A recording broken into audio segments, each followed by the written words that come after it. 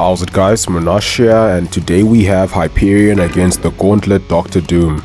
So I felt like revisiting some of the fights in the Gauntlet, particularly the ones that I used Quake for, and try to do them without her this time.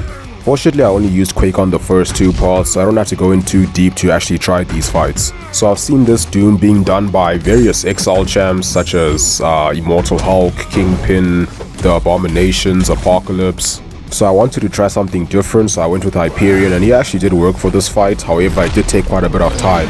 I didn't quite play very optimally though. I should have reserved my parry stunts for when I really needed them, just to help maximize the damage. But once I was in and I was like halfway through, I'm like, yeah, I'm not doing this again. Let's just get this one done one time.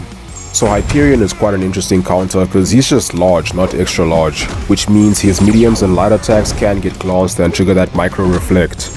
But he is Hyperion, so that power gain does so much during this fight. So you don't need to drop mediums and light attacks to gain power, and you don't even need to parry. You can just spam special attacks, be patient with the power gain, which is quite handy for dealing with the bubble shield node, because he'll go unblockable when you attempt to parry for the 10th time. So after the special 3, it's mainly just spam special 1, which will always be better than the special 2 in terms of damage in this fight, because Doom has a ridiculously high crit resistance, so incinerates for the win.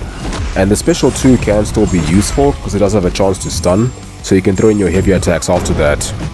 I think the only other way I threw heavy attacks was by sort of chaining the heavy attack to the special 1, so I would need him to be in a corner first and have less than 1 bar of power. Then the rest is just a matter of knowing how to fight Doom. Main thing is dexing those special attacks and avoid making contact when he has the aura, otherwise you do have a chance to get nullified, and that will apply a shock which can do an annoying amount of damage. So I'm not sure if I'd recommend Hyperion for a full Gauntlet run, but if you're just trying to do 1 or 2 parts, then you might actually have space for him.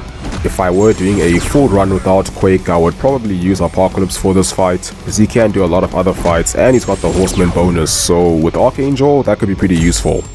But yeah, that's pretty much it for this one. Hope you guys found it interesting, and as always, thank you for watching. Have a wonderful day, and I'll see you soon.